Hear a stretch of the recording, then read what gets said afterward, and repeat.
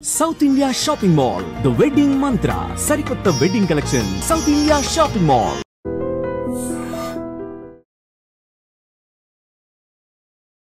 Welcome to iDream media. ఈరోజు మనతో పాటు ఉన్నారు డాక్టర్ అనిల్ కుమార్ బచ్చు గారు, certified financial planner. Hi sir. నమస్తే అండి. హాయ్. సో రీసెంట్గా మన హైదరాబాద్లో 150 crore స్టాక్ మార్కెట్ స్కామ్ అయిందని విన్నాను. సో దాని గురించి అప్డేట్స్ చెప్తారా? సో రీసెంట్గా ఏం జరిగిందంటే ఒక కంపెనీ కాల్డ్ పెంగ్విన్ సెక్యూరిటీస్ అని వాళ్ళు నియర్లీ 150 కోట్లని ఇప్పటి వరకు అయితే స్కామ్ జరిగిందని బయటపడింది. బాధితులు ఎవరైతే ఉన్నారో పోలీసులకు కంప్లైంట్ చేశారు. సో ఇక్కడ జరిగింది ఏంటంటే వాళ్ళు మొదట్లో ఒక 1500 మంది క్లయింట్స్ ఇప్పటివరకు అయితే బయటకు వచ్చారు కంప్లైంట్ చేసిన వాళ్ళు. బట్ మొదట్లో స్టాక్స్ అని సెక్యూరిటీస్ అని మొదలుపెట్టారు. బట్ ఈవెన్చువల్లీ ఏం చేశారంటే వాళ్ళ స్టాక్స్ కన్నా కూడా ఒక బాండ్స్ అనే ఓన్గా బాండ్ అనేది ఒకటి క్రియేట్ చేసేసి 1,12,000 నెలకి ఇస్తాము అంటే ఒక అని చెప్పేసి ఒక ప్రామిస్ చేశారు. కొన్ని కేసులు 1,00,000కి మన 17 నెలల్లో డబుల్ అమౌంట్ ఇస్తాము అనేసి ప్రామిస్ చేయడం. ప్లస్ దీన్ని ఏంటి కొన్ని నెలలు మంచి పద్ధతిగా అంటే ఎవరైతే 1,00,000 పెట్టారో వాళ్ళకి అమౌంట్ ప్రామిస్ చేసిన అమౌంట్ అయితే ఇస్తూ పోయారనమాట. ఇస్తూ పోతే ఏంటంటే నమ్మకం కుదిరి ఈ బాధితులు ఎవరైతే ఉన్నారో ఇన్వెస్టర్స్ ఎవరైతే ఉన్నారో వాళ్ళ డబ్బులే కాకుండా బయట నుంచి తెచ్చి, ఎందుకంటే వీళ్ళు ఇక్కడ 12% ఇస్తున్నారు, బయట నీకు 2%, 3% ఇంట్రెస్ట్ దొరికితే ఇంతకన్నా మంచిదా అని చెప్పి తీసుకొచ్చేసి అప్పు తెచ్చి మరి వాళ్ళ ఫ్రెండ్స్ ద్వారా పెట్టించి వాళ్ళకు అందరికీ పెట్టించేసి సో వాళ్ళకి డబ్బులు పెట్టుబడి ఈ స్కామ్లో వాళ్ళు పెట్టుబడి పెట్టారు బేసికలీ తెలియక. సో నడిచినంత వరకు నడిచింది. ఎవరైతే వీళ్ళు భార్యాభర్తలు ఇద్దరు ఎవరైతే ఈ పెంగ్విన్ సెక్యూరిటీస్ అనే కంపెనీని జీడిమెట్లలో పెట్టారో అంటే చాలామంది ప్రెషర్ అయ్యాక మేము ఇస్తామని చెప్పేసి లాస్ట్ ఫ్రైడే అందరినీ పిలిచారు. కానీ ఆ రోజు వాళ్ళు క్లోజ్ చేసుకొని వెళ్ళిపోయారనమాట. సో అందరూ వచ్చిన 700 మంది అందరూ పోలీస్ స్టేషన్కి వెళ్ళి కంప్లైంట్ ఇస్తే ఈ స్కామ్ అలా బయటపడింది అనమాట. సో దీని నుంచి మేజర్గా ఏంటంటే ఫస్ట్ థింగ్ వాళ్ళు మొదలు ఓవర్ ప్రామిస్ చేశారు. అన్రీజనబుల్ అంటే ఎవరైనా సరే కామన్ సెన్స్ ఉన్న వాళ్ళు ఒక నెలకి 10-12% అనేది ఎటువంటి వాళ్ళు కూడా గ్యారంటీ ఇవ్వలేరు. నువ్వు ఏ బిజినెస్ చేసినా సరే, నువ్వు ఏదైనా మంచి స్ట్రక్చర్డ్ పాజిటివ్గా మంచి ఫుల్ ప్రాఫిటబుల్ ఉన్న బిజినెస్ చేసినా నెలకి 12% ఫిక్స్డ్ ఇన్కమ్ ఒకరికి షేర్ చేసుకునేంత ఇన్కమ్ రావడం అనేది యూజువల్లీ ఇంపాసిబుల్. స్టాక్ మార్కెట్లో కూడా నువ్వు ఎంత బాగా ట్రేడ్ చేసినా, ఎంత బాగా నీకు పర్ఫెక్ట్ అంటే పర్ఫెక్ట్ నీ రికార్డ్ ఉన్నా సరే నెలకి 12% అనేది ఇంపాసిబుల్. ఎవరైనా ప్రామిస్ చేశారన్నా ఇలాంటిదే ఉంటుందన్నమాట. మొదలు వచ్చిన ఇన్వెస్టర్ డబ్బులు తీసుకెళ్ళి నెక్స్ట్ వాళ్ళకి ఇవ్వడం, నెక్స్ట్ వాళ్ళు వాళ్ళ ద్వారా వచ్చినవి వాళ్ళకి ఇవ్వడం. ఇట్స్ లైక్ ఏమంటారంటే క్లాసిక్ పాంజీ స్కీమ్ అనమాట.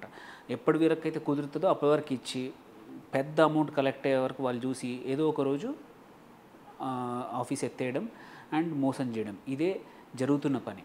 సో ఇన్వెస్టర్స్ అనేవాళ్ళు ఈ కేసులోనే కాదు ఏ కేసులో అయినా సరే జాగ్రత్త అనేది, ఇది మన డబ్బు, ఇన్వెస్టర్స్ సొంత డబ్బు కష్టపడి సంపాదించిన డబ్బుకి వేరే వాళ్ళని అంత ఈజీగా నమ్మడం కన్నా ఎవరైనా స్టాక్స్లో కానీ ఎట్లాంటి ఫిక్స్డ్ ఇన్కమ్ ఇస్తాను రిటర్న్స్ అంటే వాళ్ళకి ఏమైనా లైసెన్స్లు ఉన్నాయా ఆ కంపెనీకి ప్రాపర్గా ఇంతకుముందు రికార్డ్స్ ఉన్నాయా, అండ్ ఇంపార్టెంట్ ఏంటంటే మనం పెట్టిన డబ్బులు ఒక సెబీ రిజిస్టర్డ్ స్కీమా కాదా.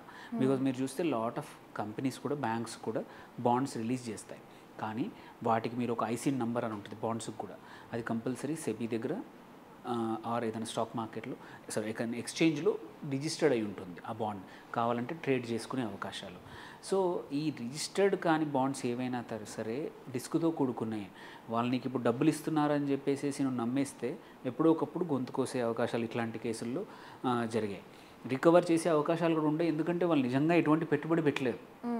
ఇప్పుడు కొన్ని కేసుల్లో ఏంటంటే కొన్ని స్టాక్ మార్కెట్ కేసుల్లో ఏదైనా కంపెనీ పేరు లేని కంపెనీలో పెట్టడం మునిగిపోవడం జరుగుద్ది. బట్ ఇక్కడ అలాంటిది ఏమీ జరగలేదు.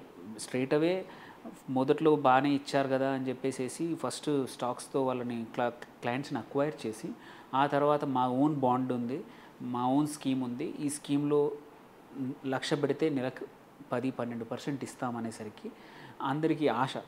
మొదట్లో ఇచ్చారు కాబట్టి ఒక 1,00,000 ట్రై చేశారు, నిజంగానే 10,000-12,000 వస్తున్నాయి నెలకి, సో ఇంకా కొన్ని తీసుకొస్తాను, ఆ సేవింగ్స్ ఈ సేవింగ్స్ అన్నీ తీసుకొచ్చి ఇక్కడ పెడితే ఉన్నాయి పోయాయి, మళ్ళీ ఫ్రెండ్స్ ద్వారా పెట్టి అన్నీ పోయాయి. సో అత్యాశ అనేది డ్రైవ్ చేస్తుంది. ఇట్లాంటి మోసగాళ్ళకి మన అత్యాశే యాక్చువల్లీ ఒక ఏమంటారు ఆయుధం. వాళ్ళకి మంచి అవకాశం వాడుకున్నారు వాళ్ళు. సో ఇక్కడ ఇన్వెస్టర్స్ అనేది జాగ్రత్త పడాల్సింది ఏంటంటే ఎవరైనా ఓవర్ ప్రామిస్ చేస్తే ఎక్కువ ఆలోచించాలి.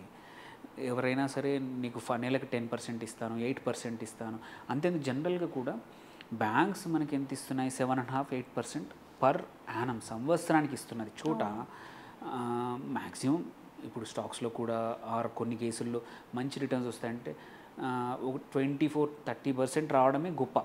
ఇది కన్సిస్టెంట్గా రావడం సంవత్సరానికి. అలాంటి నెలకు 10-12 అంటే ఫస్ట్ థింగ్ చేయాల్సింది ఏంటంటే అన్నీ తెలుసుకోవాలి. అండ్ కుదిరితే అసలు చేయడమే వద్దు. ఎందుకంటే ఎవరు ఏ ఇన్వెస్ట్మెంట్ ఏ బిజినెస్ చేసి కూడా అంత రిటర్న్స్ అనేది ఎవరు ఇవ్వలేరు. ఇచ్చినా ఇది సేమ్ పాంజీ స్కీమే, మొదలు వచ్చిన వాళ్ళకి వస్తాయి, తర్వాత నీ డబ్బులే పోతాయి. సో ఎటువంటి కేసులు మోస్ట్ ఇంపార్టెంట్ థింగ్ ఏంటంటే ఎవరైనా ఇన్వెస్ట్మెంట్స్ ఉంటే సెబీ రిజిస్టర్డా కాదా ఆ ఏజెన్సీ, కానీ అతనికి లైసెన్స్ ఉందా, ఆ లైసెన్స్ ఉంటే ఎటువంటి లైసెన్స్, స్టాక్ బ్రోకింగ్ లైసెన్సా లేకపోతే పోర్ట్ఫోలియో అనలి.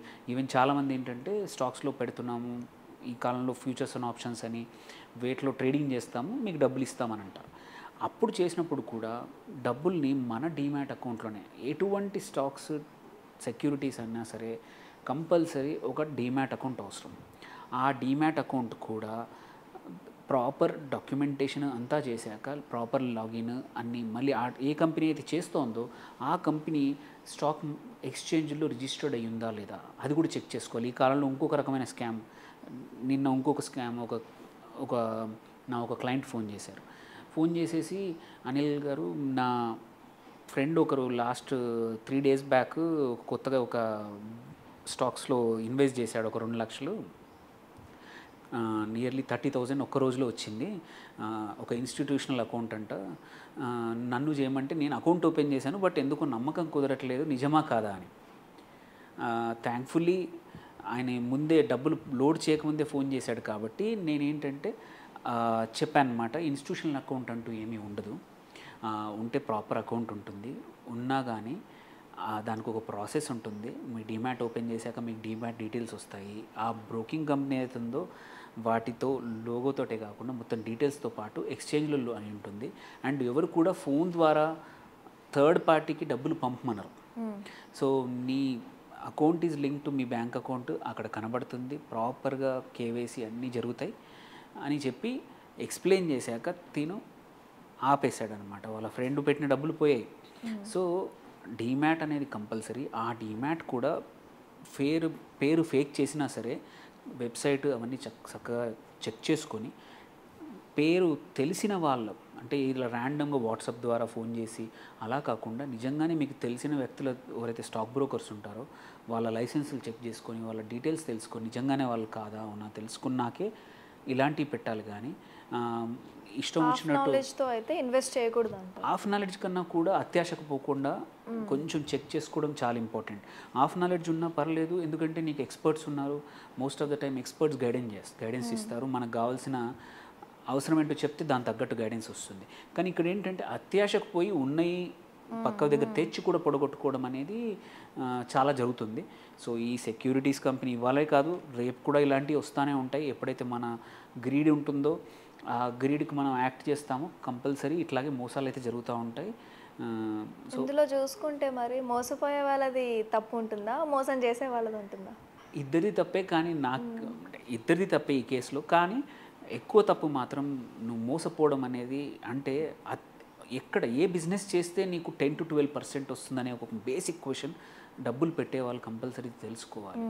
నువ్వు నీ డబ్బులు ఇంత కష్టపడి సంపాదిస్తూ ఉంటాము, మన ప్రతి బేరం చేసి మరీ తీసుకుంటాము రూపాయి సేవ్ చేయడానికి. అలాంటిది లక్షలు ఒకరిని నమ్మేసి వాళ్ళు 12% 10% ఇస్తున్నారని చెప్పేసి నెలకి పెట్టడం అనేది వాళ్ళకన్నా నీ అత్యాశే వాళ్ళని గైడ్ చేస్తూ ఉంది. మీలాంటి వాళ్ళు అందరు చూడడం వల్ల నువ్వు పక్క వాళ్ళని కూడా తీసుకురావడం వలన వాళ్ళు ఇంకా ఈ ఎవరైతే మోసగాళ్ళు ఉన్నారో వాళ్ళకి ఇంకా ధైర్యంతో నెక్స్ట్ టైం ఇంకా కాన్ఫిడెన్స్తో చేస్తున్నారనమాట. సో ఇన్వెస్టర్సే జాగ్రత్త పడాలి. డబ్బులు మనవే, మన డబ్బుల కోసం మనమే బాధ్యత వహించాలి. మనం జాగ్రత్తగా ఉంటే ఈ మోసగాళ్ళు ఎవరైనా సరే అడ్డుకట్టయితే వేయొచ్చు అనమాట. Thank you sir. Thank you అండి.